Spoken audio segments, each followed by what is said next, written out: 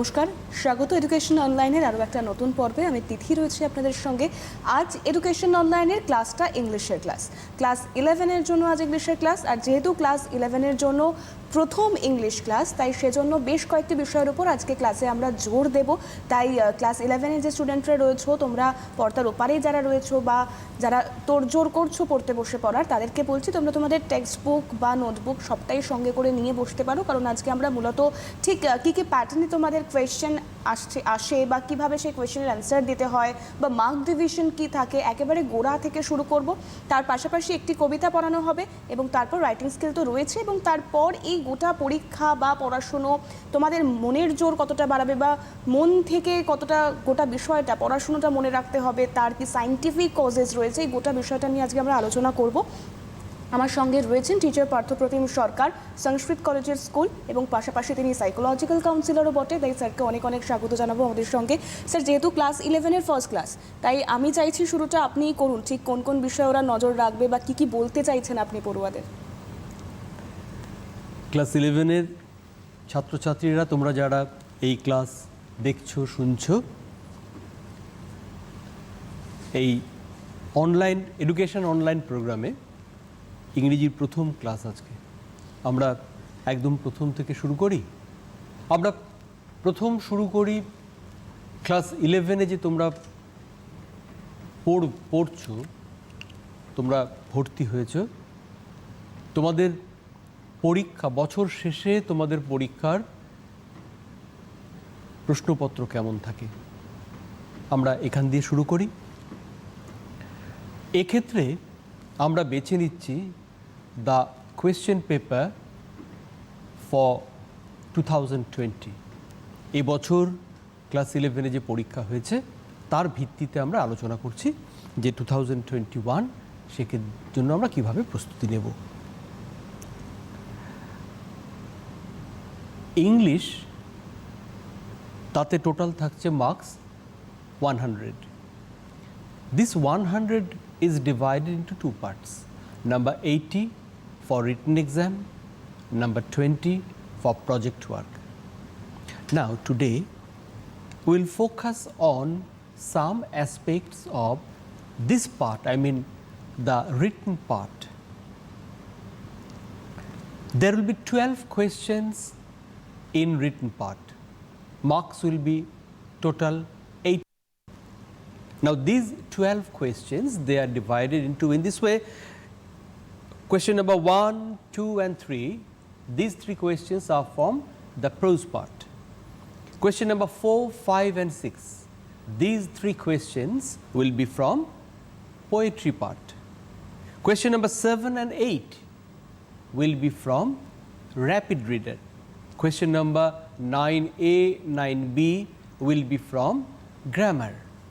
And question number 10, 11, 12 will be from writing part. So these are the gross divisions.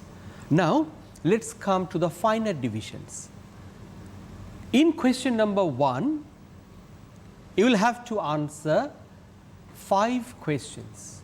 Question number 1, MCQ, multiple choice question from prose.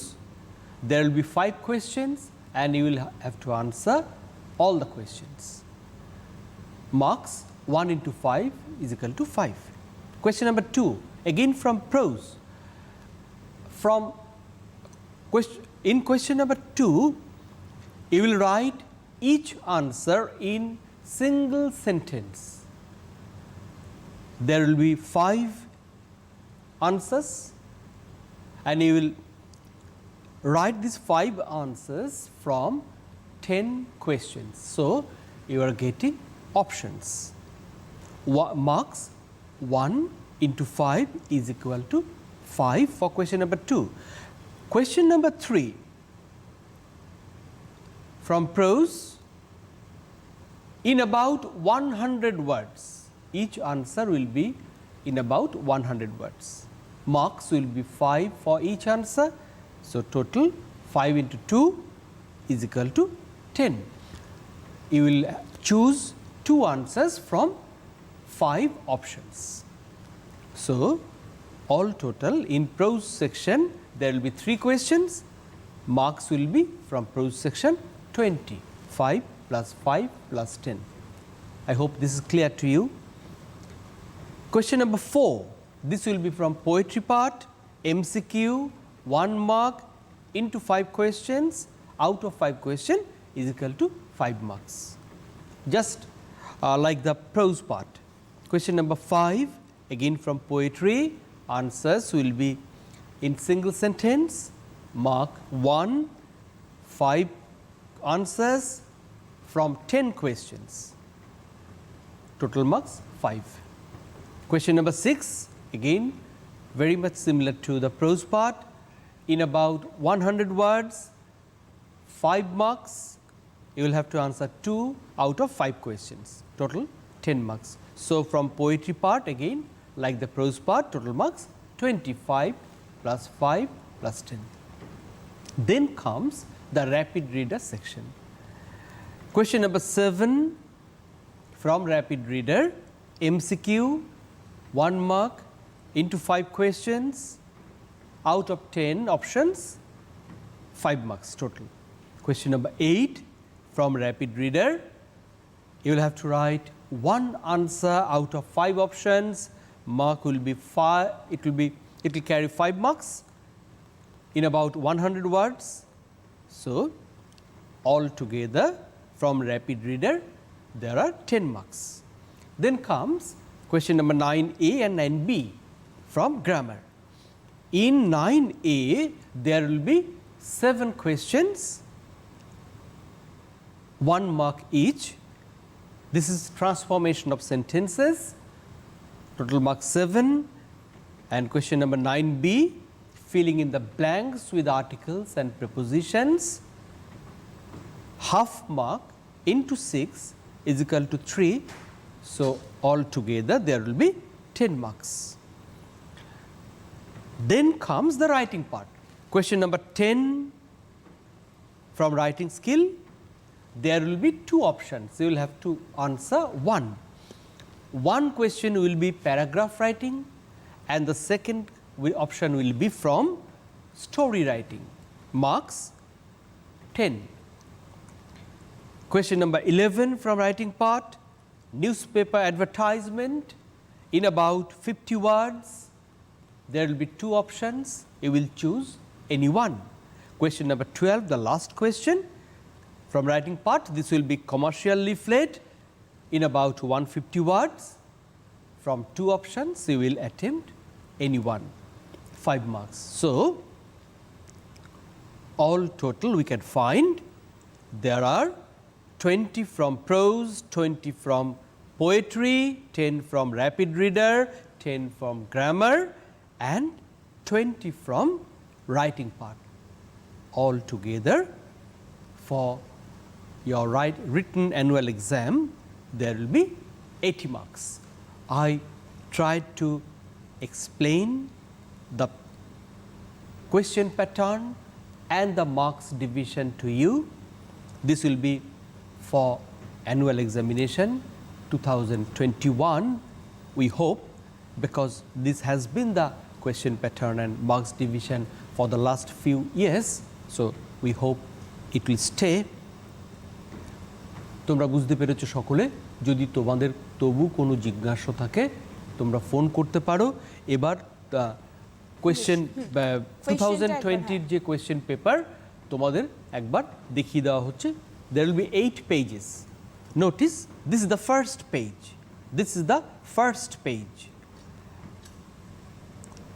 তোমরা দেখো মিলিয়ে, first there will be question number 1, complete the sentences etc. 1 into 5 is equal to 5. Page number 2. Okay.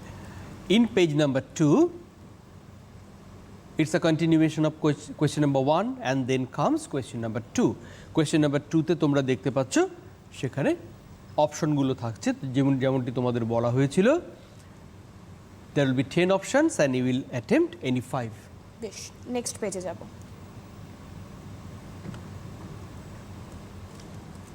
Page number 3, খেয়াল করে দেখো তোমরা, দুটো প্রশ্ন লিখতে হবে, এক একটি তোমরা লিখবে within 100 words, in about 100 words. 5 options, you will attempt any 2. Then comes question number 4, very much similar to the prose section. Question number 4 from MCQ. Next page, please. Next page. Question number 5, in single sentence, there are 10 options from A to Z, A to, I mean, A, B, C, D, F, G, I, J, yes. There are 10 options, you will attempt 5 of them. Question number 6, you will attempt any 2 from the 5 options, each in about 100 words. Next page. Question number 7, you find it from rapid reader part. There will be 5 pieces in rapid reader. বেশ, next পেজে যাব। Yes.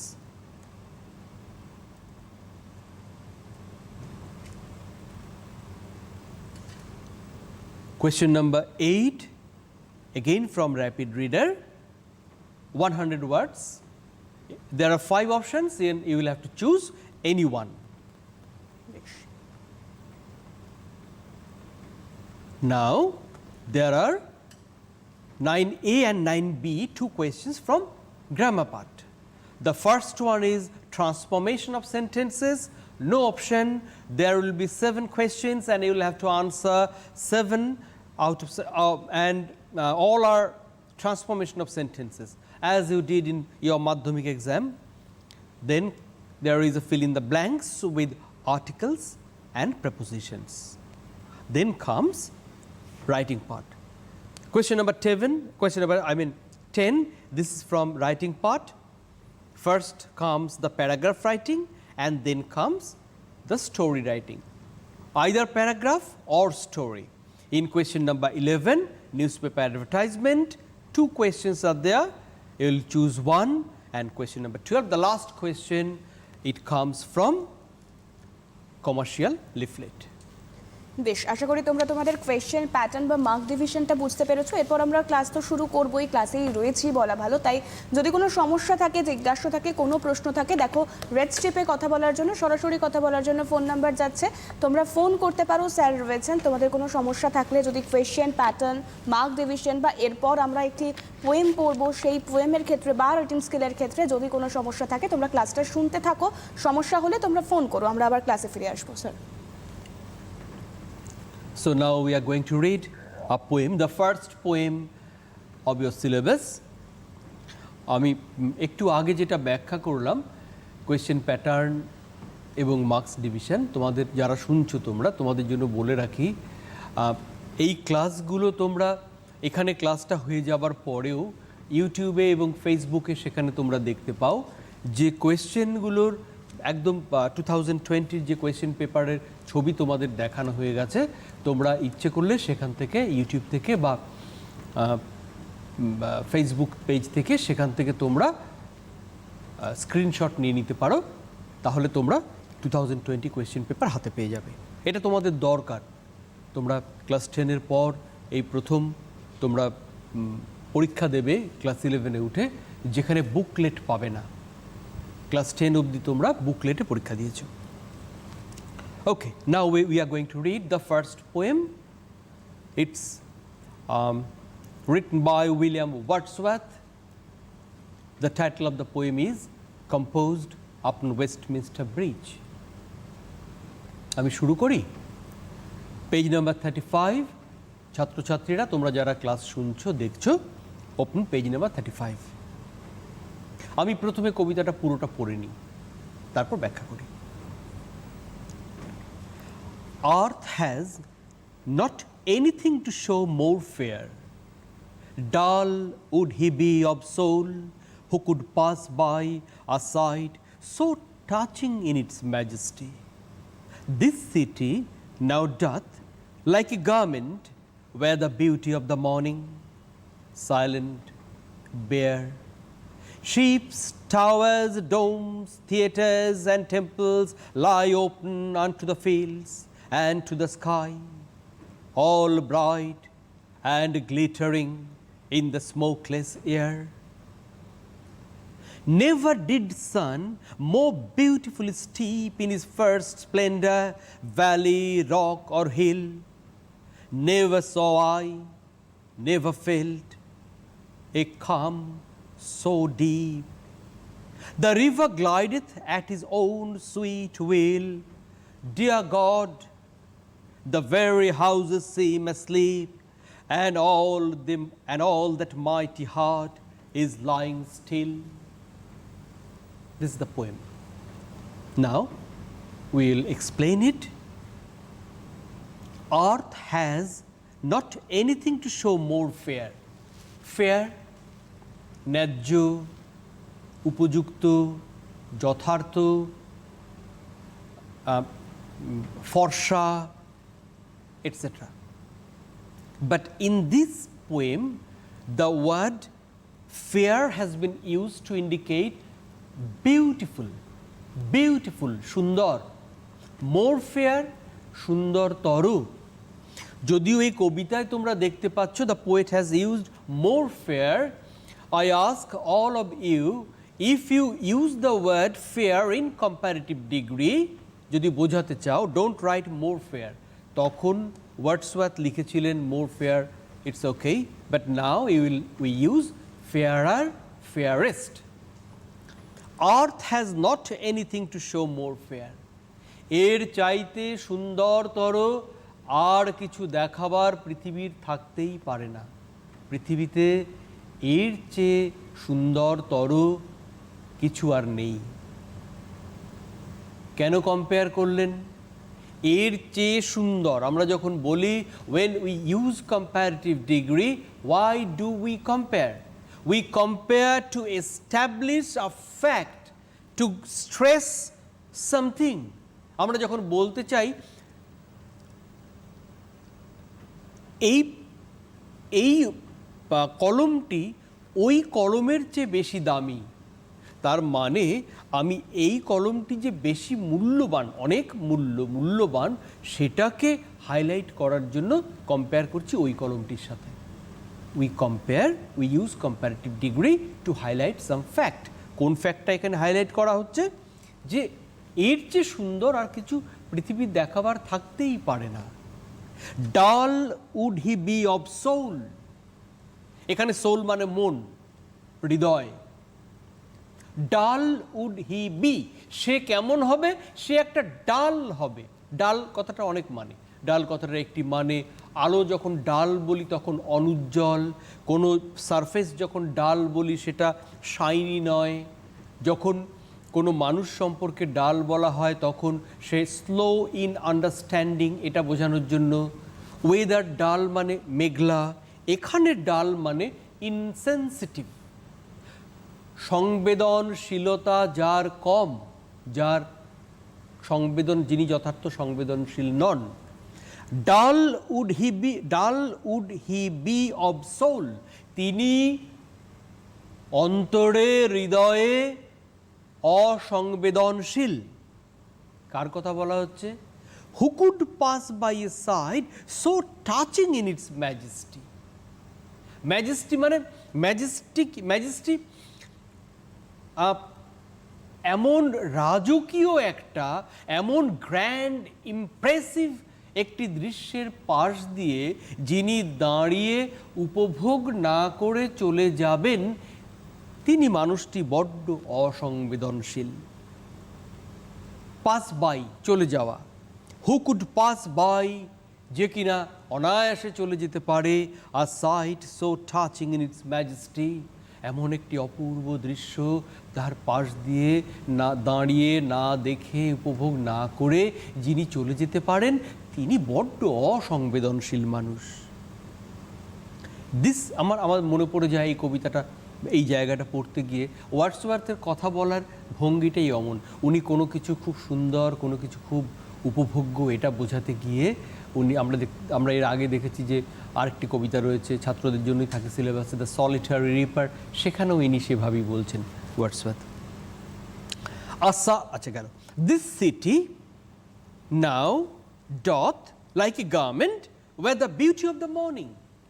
এই সিটিটা, এই নগরটি কি করছে এখন? গায়ে যেভাবে শীতের এক সকালে মানুষ গায়ে আলতো করে জড়িয়ে রাখে চাদর, তেমনিভাবে এই নগরী তার সর্বাঙ্গে জড়িয়ে রেখেছে সৌন্দর্য। এই সকালে, সকালের অপার্থিব সুন্দর সৌন্দর্য এই নগরীর ওপর আচ্ছাদিত করে রেখেছে নগরীকে। আসলে উইলিয়াম ওয়ার্ডসওয়ার্থ এবং তার বোন ডরোথি ওয়ার্ডসওয়ার্থ, তারা দুজন একদিন সকালবেলা খুব সকালে ঘোড়ায় টানা গাড়ি করে তারা যাচ্ছিলেন এক জায়গা থেকে আরেক জায়গায়।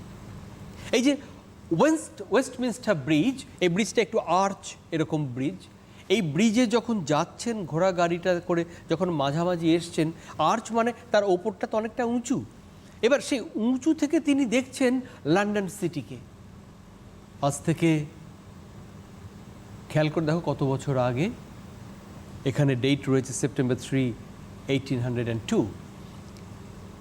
তখন সে সময়ে লন্ডন সিটির ওপর দিয়ে যাবার সময় ওয়ার্ডসওয়ার্থ এবং ডরোথি লন্ডন সিটির দিকে তাকিয়ে দেখলেন সূর্যের প্রথম আলোয় অপূর্ব এক সৌন্দর্যে প্লাবিত লন্ডন সিটি। উনি গাড়িটাকে ওখানে দাঁড় করালেন, দাঁড়িয়ে রইলেন কিছুক্ষণ, দেখলেন লন্ডন সিটি কি অপূর্ব সুন্দর দেখাচ্ছে সকালবেলা, দূষণহীন, শব্দহীন, কোলাহল নেই, ধোঁয়া নেই, সে এক অপরূপ সৌন্দর্য।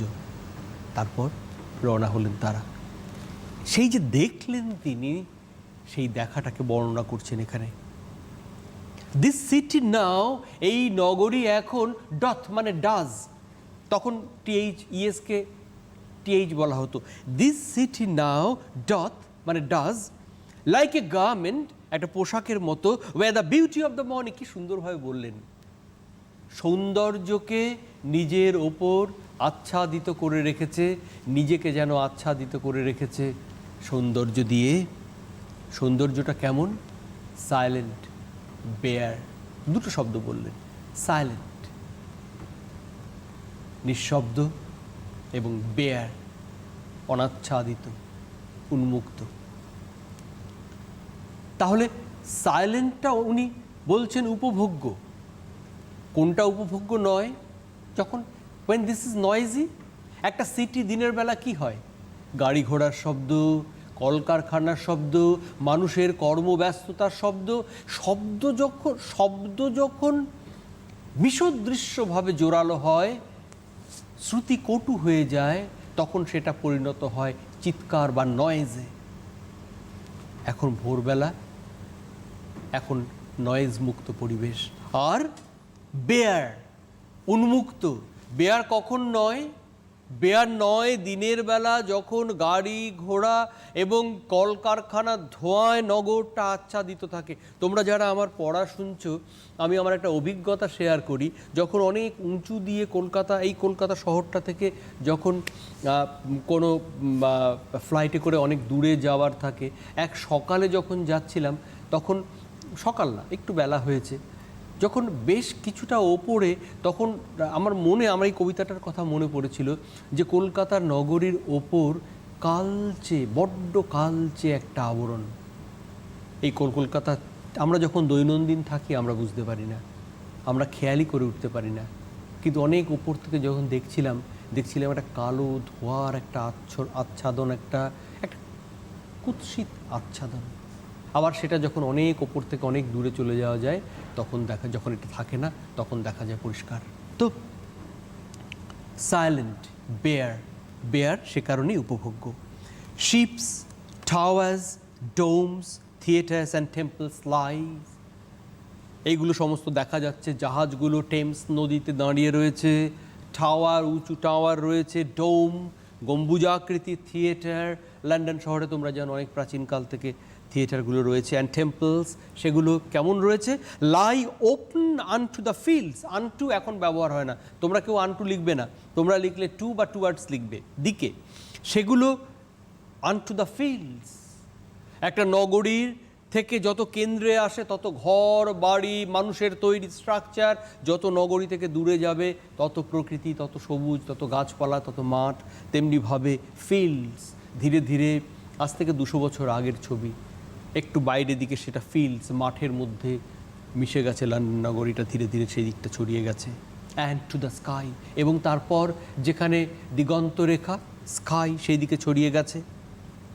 All bright and glittering in the smokeless air, বলেই দিলেন এবার। তখন বলেছিলেন বেয়ার, এখন বললেন স্মোকলেস এয়ার। বাতাসে এখন দূষণ কম, ধোঁয়া কম, এখন সব ঝকঝক করছে, গ্লিটারিং, ঝকঝক করছে এবং ব্রাইট, উজ্জ্বল দেখাচ্ছে। Never did sun more beautiful steep his first splendour, এর আগে কখনোই বোধহয় সূর্য তার প্রথম আবির্ভাবে এমন চমৎকার সূর্যালোকে ধুয়ে দেয়নি এই নগরীকে, এই পৃথিবীকে। স্টিপ, খাড়াভাবে নেমে আসা সূর্যের আলো। স্টিপ মানে খাড়া, আমরা বলি স্টিপ মাউন্টেন, খাড়া পাহাড়। স্টিপ সেভাবে ধৌত করে দেয়নি, ভিজিয়ে দেয়নি, সূর্যের আলো ধুয়ে দেয়নি তার প্রথম সৌন্দর্যে। ভ্যালি, রক অর হিল, উপত্যকা কিংবা পাথুরে অঞ্চল কিংবা পাহাড়। Never saw I, never felt, আমি কখনো দেখিনি, আমি কখনো বোধ করিনি। আ কাম সো ডিপ, কাম, এমন শান্তি, এমন প্রশান্তি আমি এর আগে কখনো অনুভব করিনি। The river glideth at his own sweet will, প্রবাহিত হয়ে যায় নদী তার আপন ইচ্ছায়। উইল, ইচ্ছে, ইচ্ছেটা কেমন? Sweet will.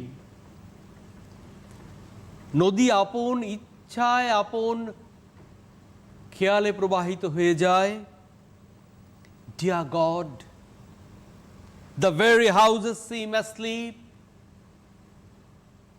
ওয়ার্ডসওয়ার্থের মনের ভেতর থেকে এই সৌন্দর্য সৃষ্টিকারীর জন্য কৃতজ্ঞতা বেরিয়ে এলো। উনি dear God, thank you God. The very houses seem asleep, যেন মনে হচ্ছে বাড়িগুলো সব ঘুমন্ত।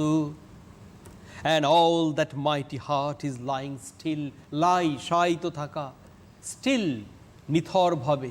আর ওই যে মাইটি হার্ট, মাইটি মানে শক্তিশালী, স্ট্রং, ওই যে মাইটি বা শক্তিশালী হার্ট বা হৃৎপিণ্ড বা হৃদয় শায়িত রয়েছে, নিঃশব্দে শায়িত রয়েছে। কাকে বললো বলো তো? মাইটি হার্ট কাকে বলা হয়েছে? আমাদের হার্ট কি করে? হার্ট শরীরে, গোটা শরীরে রক্ত সঞ্চালন ঘটায়।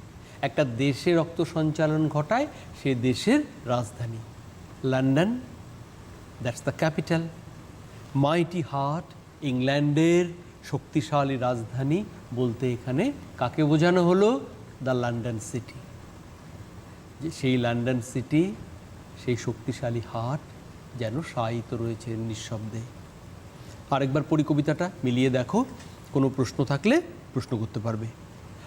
Earth has not anything to show more fair. Dull would he be of soul who could pass by a sight so touching in its majesty. This city now doth like a garment to wear the beauty of the morning, silent, bare, ships, towers, domes, theatres, and temples lie open unto the fields and to the sky, all bright and glittering in the smokeless air. Never did sun more beautifully steep in his first splendor, valley, rock, or hill. Never saw I, never felt a calm so deep. The river glideth at his own sweet will. Dear God, the very houses seem asleep, and all that mighty heart is lying still. আশা করি সকলেই বুঝতে পেরেছো, কারণ sir ভীষণ ধরে ধরে প্রত্যেকটা line wise মানে করে বুঝিয়ে দিল। তবুও যদি তোমাদের কোথাও সমস্যা হয় তোমরা ফোন করতে পারো, সরাসরি কথা বলার জন্য ফোন নাম্বার দেওয়া আছে, তোমরা অবশ্যই ফোন করতে পারো যদি এই কবিতা বিষয়ে কোনো সমস্যা হয়। এবং আমাদের ক্লাসের এখনও দুটো পার্ট বাকি রয়ে গিয়েছে স্যার, তাহলে কি আমরা এবার রাইটিং স্কিলে চলে যাব, তাই তো? বেশ, আমরা রাইটিং স্কুলে চলে যাব, কিন্তু যদি এই টেক্সট বুকের যদি কোথাও কোনো প্রশ্ন থাকে তোমরা অবশ্যই ফোন করতে পারো, কারণ যেহেতু আজকে 11-এর ফার্স্ট ক্লাস করছি আমরা ইংলিশে, তাই সমস্যা থাকতেই পারে। ফোন করো, তাহলে সেই সমস্যাটা মিটিয়ে নিলে তোমাদের পড়াশোনাটা চালিয়ে যেতে ভীষণভাবে সুবিধা হবে। স্যার তাহলে আপনি রাইটিং স্কিল নিয়ে একদম আপনি ফার্স্ট পেজটা, একদম হ্যাঁ আমরা ছাত্রছাত্রীরা আমরা আজকে রাইটিং স্কিলে যেটা নিয়ে আলোচনা করছি, যে প্রশ্নটি নিয়ে দেখো 2020-তে প্রশ্নে এটা পরীক্ষায় এসেছে, আমি এক্স্যাক্টলি সেই প্রশ্নটাই নিয়েছি এবছরের পরীক্ষায়। Question number 10, or develop the following outline into a short story. কি লিখতে বলা হচ্ছে? Story in about 150 to 200 words, word limit. Give your story a suitable title. একটা মানানসই টাইটেল দাও। দেখো মার্কস ডিভিশন দেখো 8+2, 8 for writing the story and 2 for providing the title. এবার পয়েন্টস দেওয়া আছে। হ্যামলিন, হ্যামলিন একটি শহরের নাম জার্মানির, আর town in Germany, travelled by many rats, অনেক ইঁদুর খুব বিরক্ত করেছিল, সেখানে সমস্যা তৈরি করেছিল। পিপল ডিম্যান্ডেড অ্যাকশনস, মানুষজন বিরক্ত হয়ে কাজ চেয়েছি, মানে প্রতিকার চেয়েছিলেন। Mayor announced reward for killing the rats, সে শহরের মেয়র বললেন যে ইঁদুরগুলোকে যারা মারতে পারবে তাদের পুরস্কার দেওয়া হবে। এ পাইপার কেইম, পাইপার একজন বংশীবাদক, বাঁশি বাজান যিনি। পাইপ একটি মিউজিক্যাল ইনস্ট্রুমেন্ট, পাইপ তোমরা জানো পাইপ হয় অনেক কিছু হয়, তার মধ্যে একটি মিউজিক্যাল ইনস্ট্রুমেন্ট যেটা ফু দিয়ে বাজাতে হয়। সেই পাইপার যিনি বাঁশি বাজান তিনি এলেন। প্লেইড হিজ ম্যাজিক্যাল পাইপ, তার একটি ম্যাজিক্যাল পাইপ ছিল সেটা বাজিয়েছিলেন। র্যাটস ফলোড হিম, র্যাটরা তাকে অনুসরণ করে চলে গেছিল। মেয়র রিফিউজড রিওয়ার্ড, মেয়র বলেছিলেন না, যে রিওয়ার্ড দেব বলেছি দেব না। প্লেইড পাইপ এগেইন, পাইপার আবার বাঁশি বাজিয়েছিলেন। অল চিলড্রেন ফলোড হিম, সব শিশুরা তাকে ফলো করেছিলেন, এবং সেই শিশুরা নেভার রিটার্ন, আর কখনো ফিরে আসেনি। আমরা এই পয়েন্টগুলো আমি ব্যাখ্যা করে বললাম। এবার আমরা রাইটিং স্কিলে আসি। রাইটিং স্কিলে দেখো এই যে পেজটা তোমরা দেখতে পাচ্ছ এখন, সেই পেজে দেখো রাইটিং স্কিল আমরা যখন, আমি এর আগেও তোমাদের বলে, মানে অন্য ক্লাসে বলেছি যে 3টে ধাপে রাইটিং স্কিল শিখতে হয়। The first point is to learn what are the important points to remember in case of writing this particular type of question. তারপর মানে এই ধরনের রাইটিং আমি লিখতে গেলে আমার কোন কোন বৈশিষ্ট্যগুলো মনে রাখতে হবে, মাথায় রাখতে হবে, এবং সেভাবে আমি লিখব। তো এটা খুব খুব জরুরি। কেন জরুরি? তুমি যদি এই পয়েন্টগুলো মনে রেখে সেভাবে তোমার আনসারটা তৈরি করতে পারো, পরীক্ষক বুঝবেন তুমি শিখেছো কিভাবে লিখতে হয়, এই উত্তরটি তুমি নম্বর পাবে। তারপর একটি মডেল আনসার, পরীক্ষক তোমাদের একটি মডেল আনসার দেবেন।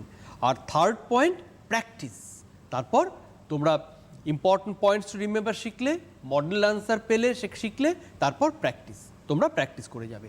এবার আমরা দেখি আজকের এই প্রশ্ন যেটা স্টোরি রাইটিং, তার ইম্পর্টেন্ট পয়েন্টস টু রিমেম্বার কী কী রয়েছে। এখানে তোমরা স্ক্রিনে দেখতে পাচ্ছ, তোমাদের জন্য এভাবে করে আমি তৈরি করেছি এটা। স্যার আমরা ইম্পর্টেন্ট পয়েন্টসগুলোতে যাব, তবে তার আগে একটা ফোন নিয়ে নিই। Sure. হ্যালো, কে রয়েছো? হ্যালো হ্যালো, হ্যাঁ, কে বলছো?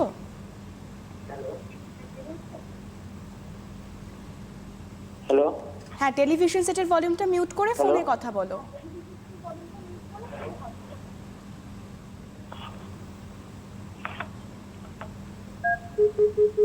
ডিসকানেক্ট। যাই হোক, যোগাযোগ বিচ্ছিন্ন হয়েছে। তো তোমরা যদি কেউ ফোন করতে চাও, সমস্যা থাকে, তাহলে অবশ্যই একটা বিষয় মাথায় রাখবে, টেলিভিশন সেটের ভলিউমটা মিউট করে তোমরা ফোনে কথা বলবে, না হলে তোমাদের কথাও আমরা শুনতে পারবো না, আর এখান থেকে স্যার উত্তর দিলে সেটাও তোমরা শুনতে পারবে না। চলো ক্লাসে ফিরবো।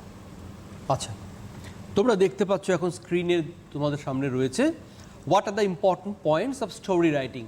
The first point that we need to remember, use of past tense. Use of past tense, all the sentences will be written in past tense except the conversation. শুধুমাত্র conversation বা dialogue ছাড়া all the other sentences will be written in past tense. Second point, use of linker. You will use linker, or linker links up one word with another word, one phrase with another phrase, one clause with another clause, and one sentence with another sentence. তাহলে linker ব্যবহার করতে হবে তোমাদের। আমি এইমাত্র যে বাক্যটি বললাম বাংলায়, তাহলে লিঙ্কার ব্যবহার করতে হবে তোমাদের এই বাক্যে। তাহলে শব্দটি লিঙ্কার। কেন? আগের বাক্যের সাথে পরের বাক্যের যোগসূত্র স্থাপন করছে তাহলে। Use linkers. কটা লিঙ্কার তোমরা ব্যবহার করবে একটি স্টোরিতে? ইফ দেয়ার আর সে 15 sentences and if you can use 5 or 6 linkers, that's sufficient. That's clearly sufficient. The examiner will understand that you have learned to write story writing. Point number 3, use plain and easy language. This is very important. The language of a story must be plain and easy.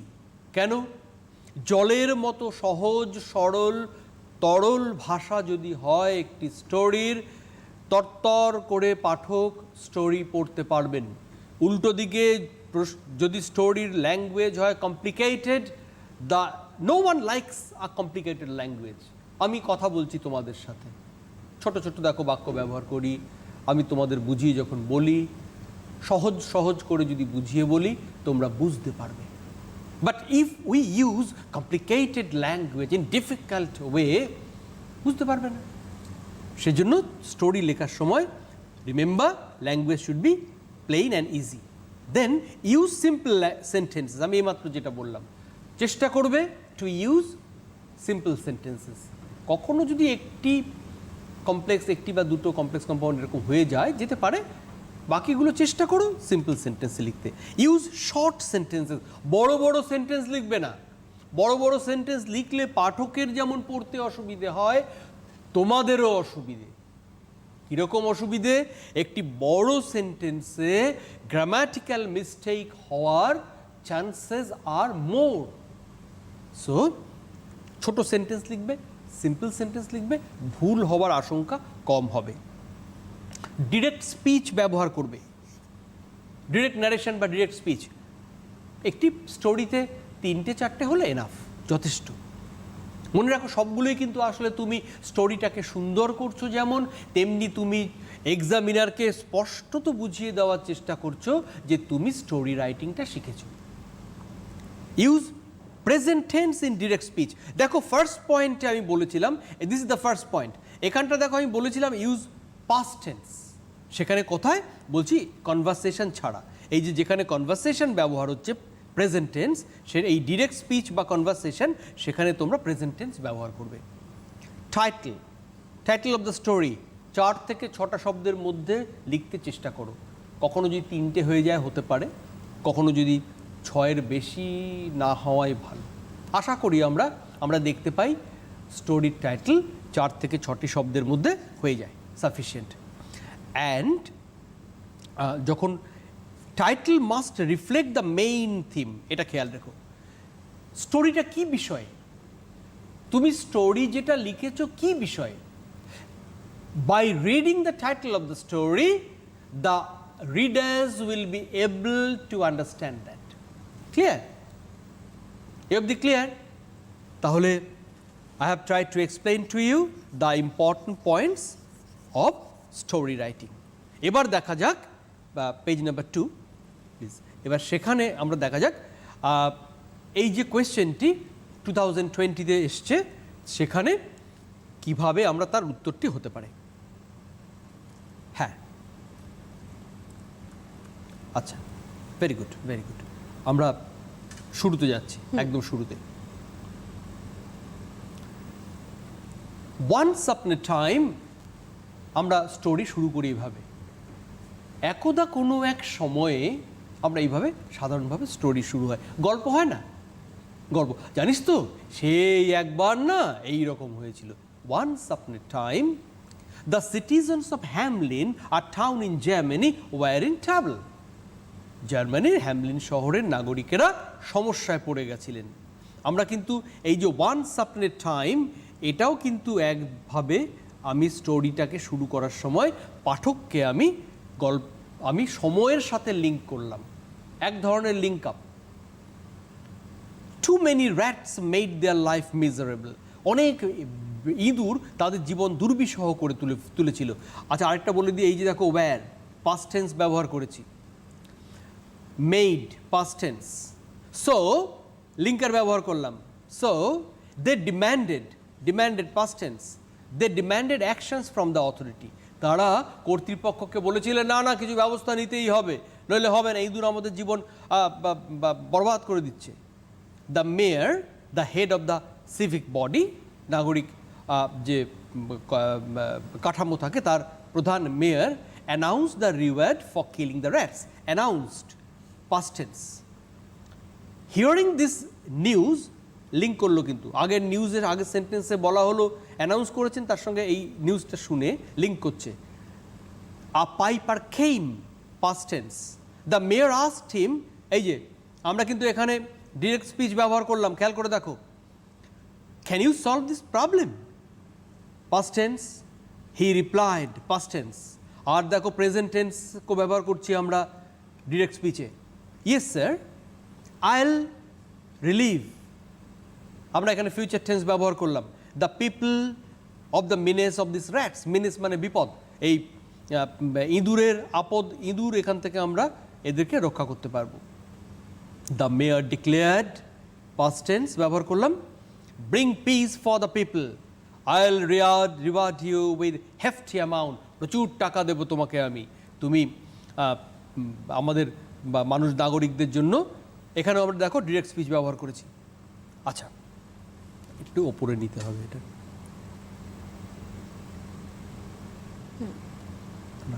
এক second. সেক্ষেত্রে দাঁড়িয়ে যেহেতু আমরা writing স্কিলে রয়েছি, তাই তোমরা তোমাদের প্রবলেমটা যদি কোথাও থাকে তো তোমরা ফোন করতে পারো আমাদেরকে, সরাসরি কথা বলার জন্য ফোন নাম্বার যাচ্ছে এবং আমরা রাইটিং স্কিলেই থাকবো। আচ্ছা, তো মেয়র বলেছেন হেফটি অ্যামাউন্ট দেবো তোমাকে, তুমি করো, প্রচুর টাকা দেবো। বিং অ্যাসিওর্ড, আবার লিঙ্ক আপ করলাম আগের কথার সাথে, সুনিশ্চিত হয়ে, the piper started, past tense, playing music with this magical pipe, তার ম্যাজিক্যাল পাইপ বাজাতে শুরু করেছিলেন।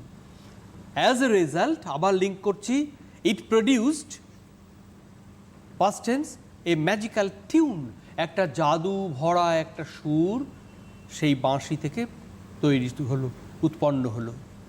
The rats felt a pull by the magical tune, সেই ইঁদুরগুলো একটা পুল বা টান অনুভব করেছিল, past tense, by that magical tune, সেই ম্যাজিক্যাল টিউনে। Hence linker, all of them came out of their hide, তাদের সকলে বেরিয়ে এসেছিল, কেম আউট, পাস্ট টেন্স, তাদের হাইড বা লুকোনো জায়গা থেকে। The piper made all of them drown into river, drown মানে ডুবিয়ে মেরে দেওয়া, ডুবিয়ে মারা, সেই পাইপার তাদেরকে মেড, পাস্ট টেন্স, তাদেরকে বাধ্য করেছিল জলে, নদীতে ডুবিয়ে মেরে দিয়েছিল ইঁদুরগুলোকে। Thus linker, the town got rid, past tense, of the rats, এইভাবে সেই শহরটি ইঁদুরের হাত থেকে রক্ষা পেয়েছিল। আচ্ছা,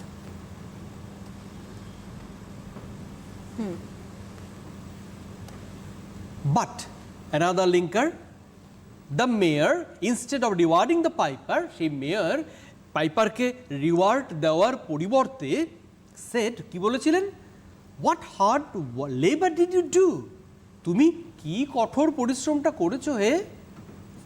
direct speech, I completed my task, আমি আমার কাজটা করেছি। The piper answered, use of past tense, use of past tense.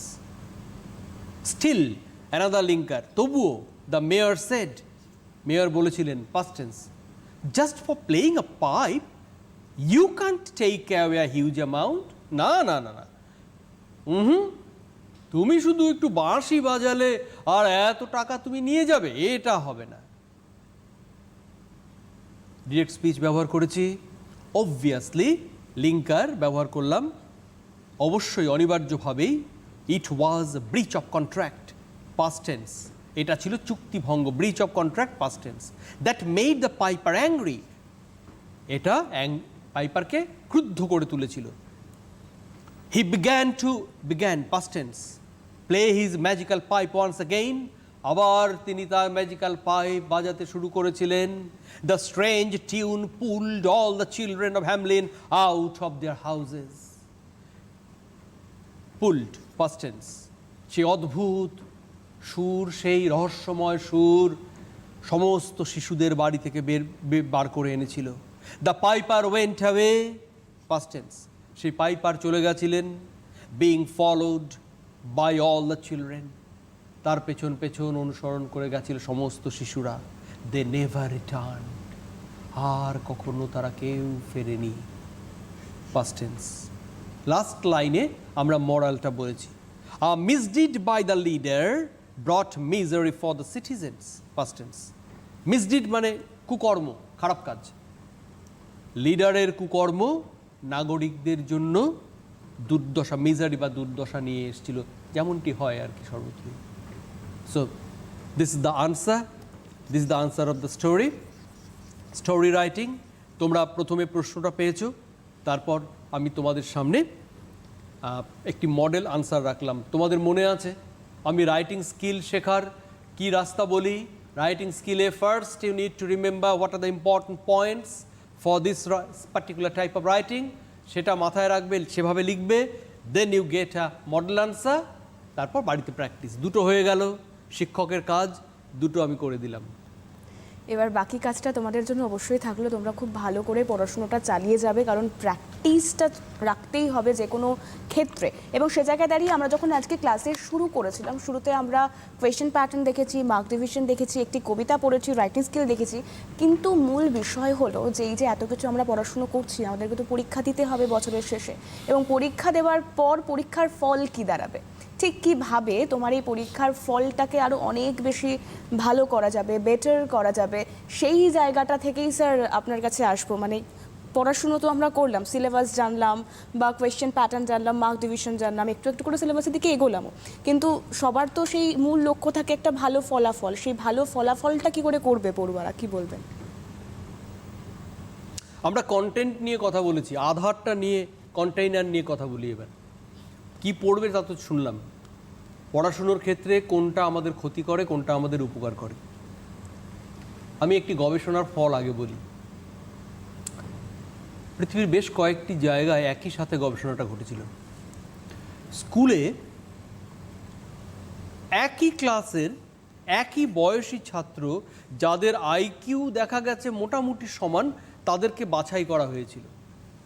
ধরা যাক একটি স্কুল, সেখানে ক্লাস 11, সেখানকার 50 জন ছাত্রকে বাছাই করা হলো, একই বয়সী, একই রকমই প্রায় রেজাল্ট করেছিল তারা, তাদের আইকিউ মোটামুটি সমান, এরকম মাপকাঠিগুলোতে বাছাই করা হলো।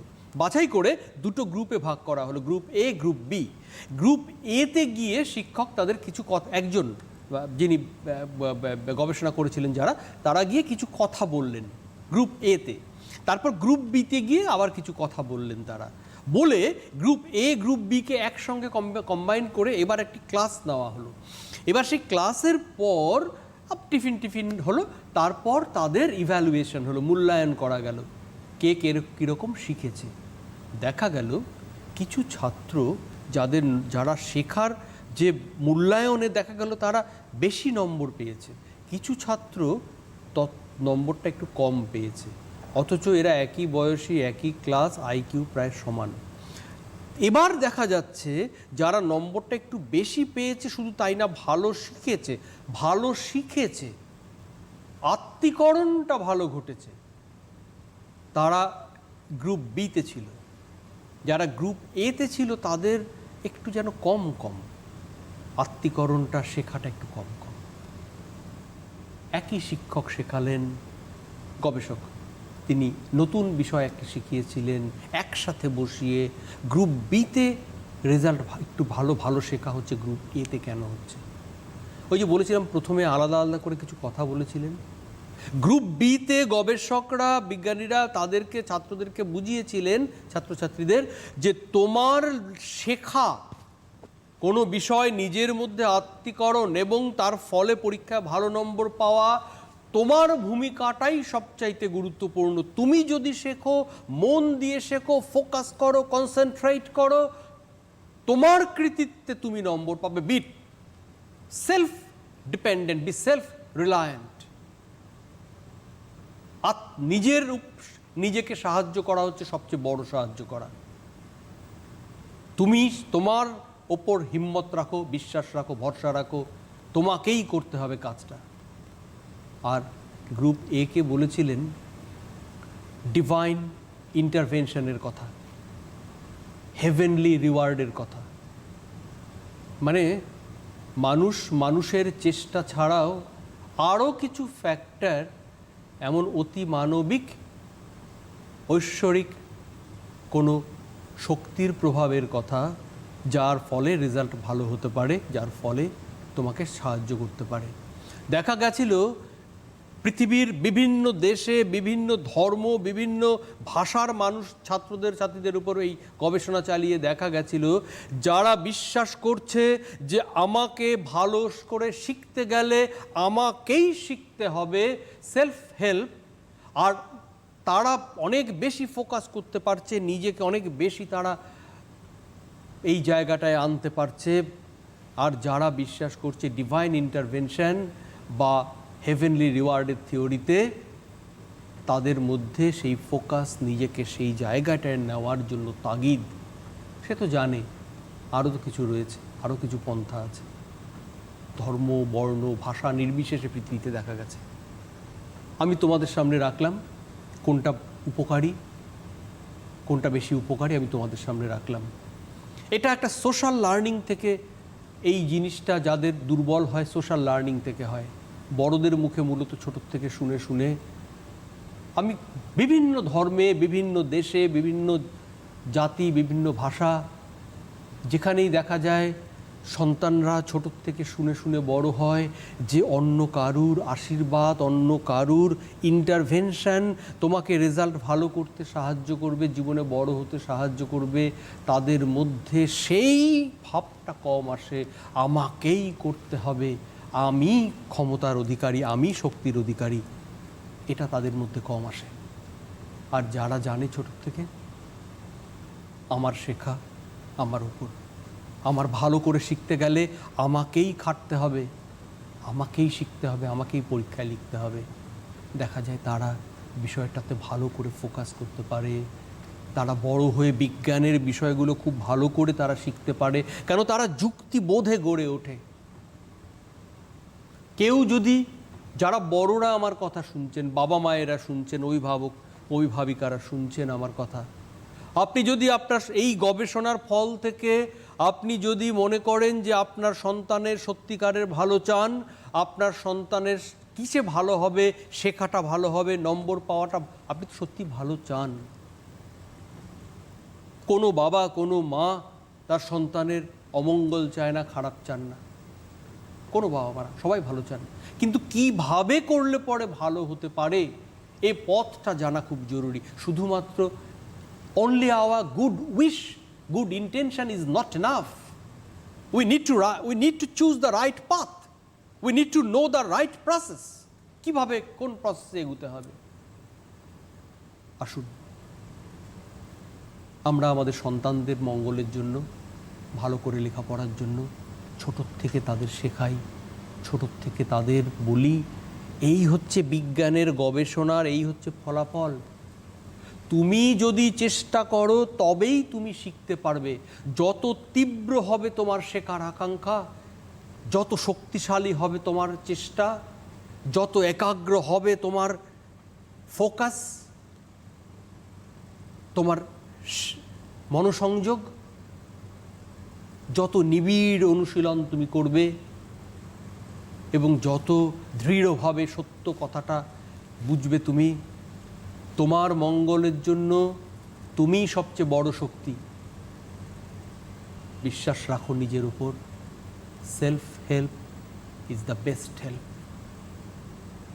যারা এর পরেও ডিভাইন ইন্টারভেনশন বা হেভেনলি রিওয়ার্ডের থিওরিতে বিশ্বাস করতে চান, করতে পারেন। The choice is up to you. তবে কোনো সন্তান কিন্তু কোনো মনুষ্য সন্তান পৃথিবীতে জন্মের পর এই থিওরি শিখে জন্ম নেয় না। এটা this is a social learning. সমাজে বড়দের কাছ থেকে শুনে শুনে তারা শেখে। আমাদের উপর নির্ভর করছে, আমরা যারা বড় হয়েছি, আমরা যারা বাবা মা, আমরা যারা শিক্ষক শিক্ষিকা, আমরা আমাদের সন্তানদের সামনে, ছাত্রছাত্রীদের সামনে কি বলি। যদি আমরা নিজেরা বিশ্বাস করি ডিভাইন ইন্টারভেনশন বা হেভেনলি রিওয়ার্ডের থিওরিতে, আমাদের সন্তানরা তাই শিখবে। তাদেরকে পিছিয়ে দেবেন না, তাদেরকে সেলফ হেল্পের উপর গুরুত্ব দেওয়ান, তাদের মাথায় গেঁথে দিন, নিজেরাও বিশ্বাস করুন, জীবনযাপনের মধ্য দিয়ে প্রতিফলন করুন। There is no alternative to self help, there is no royal path of education. Royal এডুকেশনের জন্য কোনো রয়্যাল পাথ, কোনো শর্টকাট নেই। আমি যদি শিখি, আমি যদি চেষ্টা করি, আমি যদি পরিশ্রম করি, আমি শিখব, আমার রেজাল্ট ভালো হবে। একেবারেই বেশ, মানে যেভাবে স্যার বললেন, আশা করি তোমরা সকলে গোটা বিষয়টা বুঝতে পেরেছো, এবং অভিভাবক যারা দেখছেন অনুষ্ঠানটা, কারণ শুরুটা তো একেবারেই গোড়া থেকেই প্রয়োজন, যখন তারা বেড়ে উঠছে। স্যার যেমনটা বললেন, ছোট থেকেই যদি একটা শিশুর মনে এই জায়গাটা তৈরি করা যায় যে তোমাকেই পারতে হবে, তাহলে বোধহয় সে সত্যিই পারে। এবং সে জায়গায় দাঁড়িয়ে আজকের এডুকেশন অনলাইনের পর্ব আমাকে এখানেই শেষ করতে হচ্ছে। অনেক ধন্যবাদ জানাবো স্যারকে আমাদের সঙ্গে থাকার জন্য, পাশাপাশি তোমাদেরকে ধন্যবাদ জানাবো। এডুকেশন অনলাইনের পরবর্তী পর্বে নজর রাখো। আজ এ পর্যন্তই, নমস্কার।